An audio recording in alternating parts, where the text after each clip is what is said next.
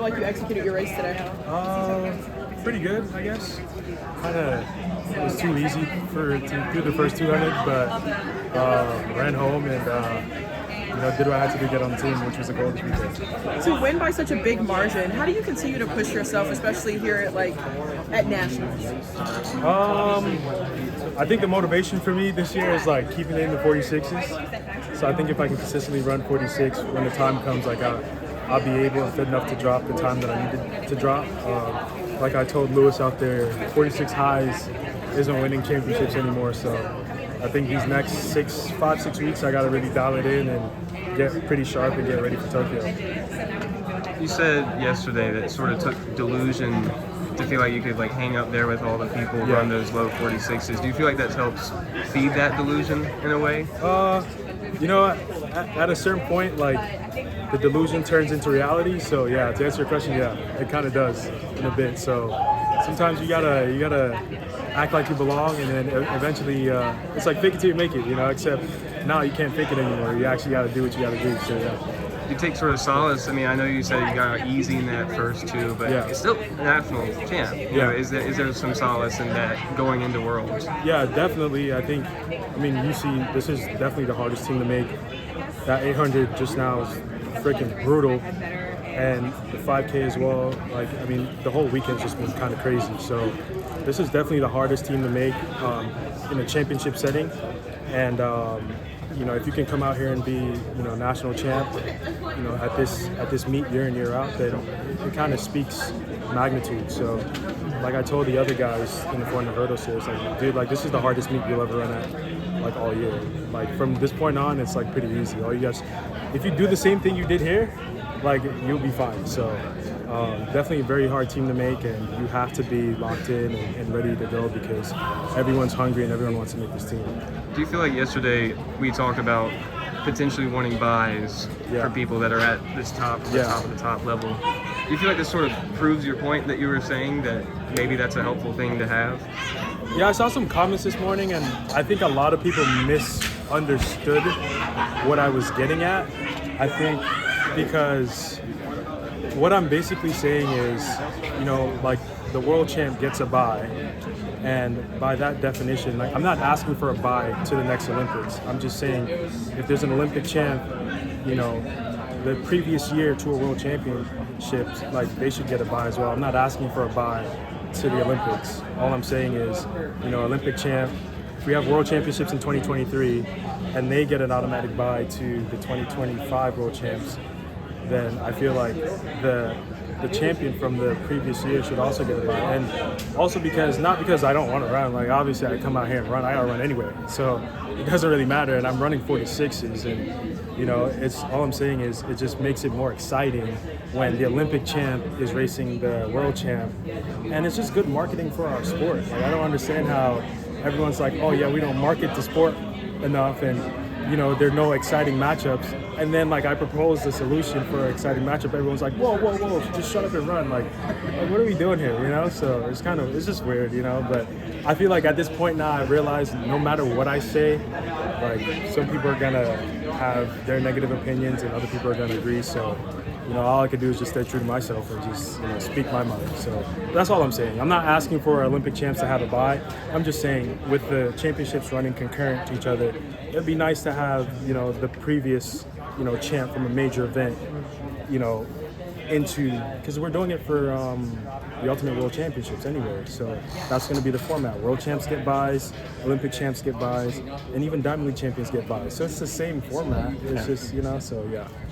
So between now and then, we're preparing for, Carson, Alice, and all the. Are you going to race again in between now and then, or just sort of take stock of what just happened? Honestly, I raced a lot this year.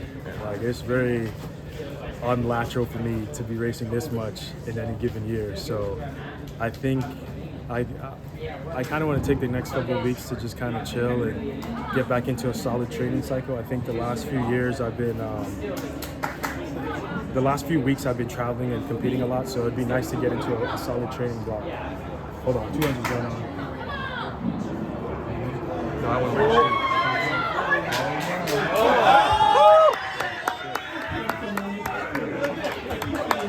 Is that what you thought would happen? Huh? Did you you think that was gonna happen? Yeah, 100%. Right, at the end of the day, you're a track fan too. Yeah, I am. So welcome to the club. What do you think about that?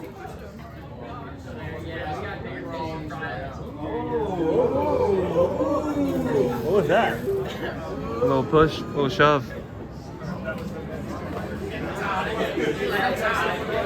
I wanted to win. No words? No thoughts? If I can ask you a quick question. You raced a bit more in Europe this year than you did. How was that for you? It was very tough, you know, but at the same time, it's just one of those situations where you put 3 wolves in a den and someone has to make it out. Yeah. Like you have to run fast. So that was a situation every single time I lined up in Oslo and Stockholm, and you know I lost Oslo and won Stockholm. So.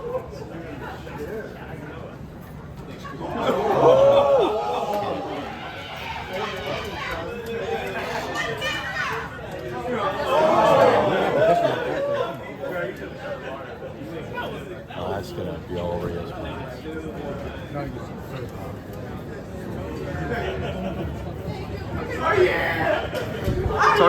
Talk about marketing this. Right, marketing the sport. How do we feel? Hey man, like, I mean the internet thing, the K-Spice, you know. So, I mean that's crazy, but good for the sport, I guess. Yeah.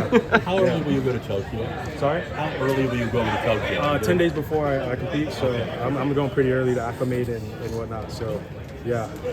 Talk about that 300 you ran early in the season. You Yeah. told me you kind of liked it, but you'd have run it differently if you had to run it again. Yeah, I was a bit too excited, you know, coming out the turn and Yeah. kind of lit too many matches and hit the last hurdle coming home and lost all momentum. But first time running it, I'll definitely do it again, and I'll definitely run it differently if I were to do it again. So good experience, but at the same time, like it's not going to be an event at World Championships. It's going to be the 400 hurdles. So I was happy to go to Stockholm and get that win there. And pretty big win, pretty fast time that early in the season. Why did you decide to race more this year? I felt I was healthy.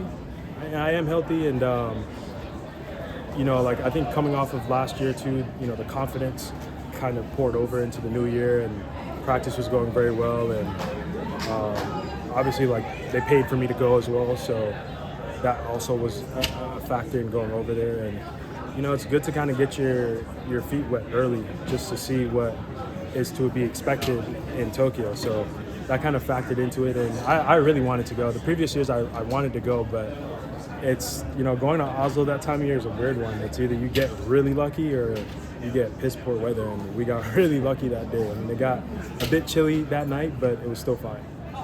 And Stockholm was Being the beautiful. only champ, you're gonna get paid better, right? Sorry? The pay's probably better now, right?